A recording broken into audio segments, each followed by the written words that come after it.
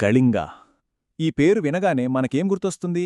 చాలామందికి ఒక భయంకరమైన యుద్ధం గుర్తొస్తుంది. కానీ ఈ ఒక్క పదంలోనే మరో ప్రపంచం కూడా దాగి ఉంది. ఒకటి యుద్ధం గురించి చెప్తే ఇంకోటి శాంతి గురించి చెప్తుంది.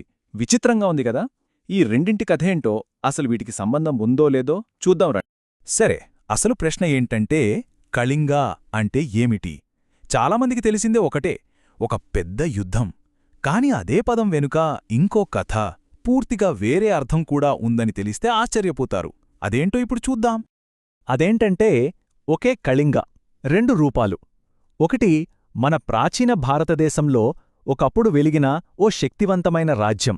మరొకటి ఎక్కడో ఫిలిప్పీన్స్ పర్వతాల్లో నివసించే ఒక గిరిజన తెగ. అసలు సంబంధమే లేని ఈ రెండింటికీ ఒకే పేరెలా వచ్చింది? ఆ చిక్కుముడిని విప్పుదాం. సరే, మనం ఈ కళింగ పజిల్ని ఛేదించడానికి ముందు ఆ రెండు కథలని విడివిడిగా చూద్దాం. ఒక్క నిమిషం, ముందుగా ఒక విషయం క్లియర్ చేసేద్దాం. ఈ రెండు కథలకి, ఒకటి ఇండియాలో, ఇంకొకటి ఫిలిప్పీన్స్లో, చారిత్రకంగా అసలు సంబంధమే లేదు. సరే, ఇప్పుడు మనం మొదటి కథలోకి వెళ్దాం. ఒక మహాసామ్రాజ్యం గతిని మార్చేసిన కథ ఇది. రండి, మనం ఇప్పుడు టైంలో వెనక్కి వెళదాం, ప్రాచీన భారతదేశానికి. అక్కడ మనకనిపించేది ఒక రాజ్యం, యుద్ధం, అధికారం, ఆ తర్వాత ఊహించని ఒక మార్పు. వీటన్నిటికీ ప్రతీకగా నిలిచిన రాజ్యమది. ఇక్కడ చూడండి, ఈ మ్యాప్లో మనకు కళింగ రాజ్యం ఎక్కడుందో స్పష్టంగా కనిపిస్తోంది. ఇప్పటి ఒడిషా, ఉత్తర ఆంధ్రప్రదేశ్ తీరప్రాంతం అన్నమాట. సముద్రం పక్కనే ఉండటంతో వీళ్ళు పెద్ద సముద్రశక్తిగా ఎదిగారు. ముఖ్యంగా ఆగ్నేయాసియాతో భలే వ్యాపారం చేసేవాళ్లు. కథలోకి వెళ్తే మొదట్లో ఈ కళింగ నంద సామ్రాజ్యంలో ఒక భాగం. ఎప్పుడైతే నందులు పడిపోయారో వెంటనే స్వాతంత్ర్యం ప్రకటించుకుంది. అంతే, చాలా శక్తివంతంగా తయారైంది. కాని వాళ్ల స్వాతంత్ర్యమే వాళ్లకు పెద్ద సమస్య తెచ్చిపెట్టింది. అదే క్రీస్తుపూర్వం 261లో మౌర్య సామ్రాజ్యంతో జరిగిన భీకరమైన యుద్ధానికి దారితీసింది. అసలు యుద్ధం ఎందుకొచ్చిందంటే, మౌర్య చక్రవర్తి అశోకుడు కళింగరాజ్యం మాకు లొంగిపోవాలి అని డిమాండ్ చేశాడు. కాని కళింగరాజులు అస్సలు కుదరదు అన్నారు. వాళ్ల ఆ ధిక్కారమే చరిత్రలోనే అత్యంత రక్తపాతంతో కూడిన యుద్ధాల్లో ఒకటిగా నిలిచిపోయింది. ఆ యుద్ధంలో జరిగిన నష్టం అంతా ఇంతా కాదు, అక్షరాల 2.5 లక్షల మంది. ఆలోచించండి, 2.5 లక్షల మంది ప్రాణాలు కోల్పోయారు.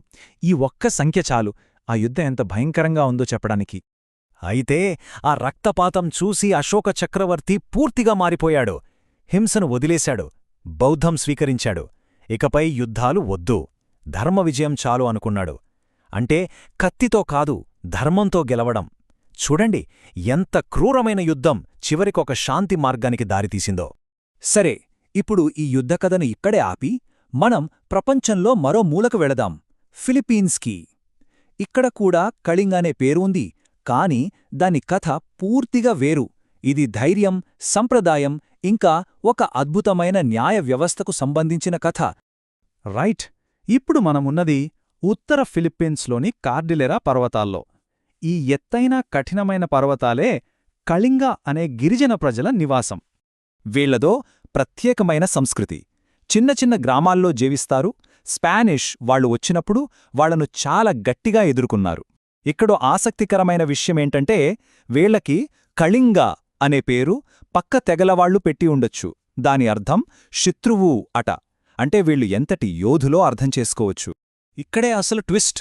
మన ఇండియాలోని కళింగ అంటే ఒక భయంకరమైన యుద్ధం గుర్తొస్తోంది గదా. కాని ఫిలిప్పీన్స్లోని కళింగ ప్రజలు మాత్రం శాంతికి ప్రసిద్ధి. వాళ్ల దగ్గర బోడాంగ్ అనే ఒక అద్భుతమైన శాంతి వ్యవస్థ ఉంది. ఒకప్పుడు వాళ్లలో కూడా తెగల మధ్య యుద్ధాలు జరిగేవి. అవి ప్రతీకారంతో రగిలిపోయేవి. ప్రాణానికి ప్రాణం తీయడమే పద్ధతి. ఆ హింసను ఆపడానికే ఈ బోడాంగ్ వ్యవస్థను ఏర్పాటు చేసుకున్నారు. అసలు ఈ బోడాంగ్ అంటే ఏంటి? సింపుల్గా చెప్పాలంటే, ఇది 2 తెగల మధ్య జరిగే శాంతి ఒప్పందం. దీనికి పాక్తా అనే కొన్ని సంప్రదాయ చట్టాలుంటాయి. దీని ముఖ్య ఉద్దేశ్యం యుద్ధాలను ఆపడం, న్యాయం చేయడం, స్నేహాన్ని పెంచడం. శిక్షించడం కంటే చెడిపోయిన సంబంధాలను మళ్లీ కలబడానికే ఇది ఎక్కువ ప్రాధాన్యతిస్తుంది. ఈ సిస్టంలో ఉన్న గొప్పదనమేంటంటే, ఇది చాలా ప్రాక్టికల్. ఇది కేవలం పాత గొడవలకే కాదు, హత్యలు, దొంగతనాలతో పాటు ఇప్పుడు కొత్తగా వచ్చే వెహికల్ యాక్సిడెంట్లు లాంటి వాటిని కూడా పరిష్కరిస్తుంది. అంటే కాలానికి తగ్గట్టుగా ఇది కూడా మారుతూ వస్తుందన్నమాట. ఇది కేవలం రూల్సున్న పుస్తకం కాదు. దీనికి ప్రాణం పోసేది బోడాంగ్ హోల్డర్స్ అనే గౌరవనీయ నాయకులు. వాళ్లే ఈ శాంతి ఒప్పందాలకు సంరక్షకులు. తరతరాలుగా ఈ బాధ్యతను వాళ్లు స్వీకరిస్తూ వస్తున్నారు. చూశారుగా, మనం రెండు పూర్తి భిన్నమైన కథలు విన్నాం. ఒకటి ప్రాచీన యుద్ధం, ఇంకొకటి ఆధునిక శాంతి వ్యవస్థ. సరే, ఇక మనం మొదట వేసుకున్న పజిల్ని సాల్వ్ చేసే టైమొచ్చింది.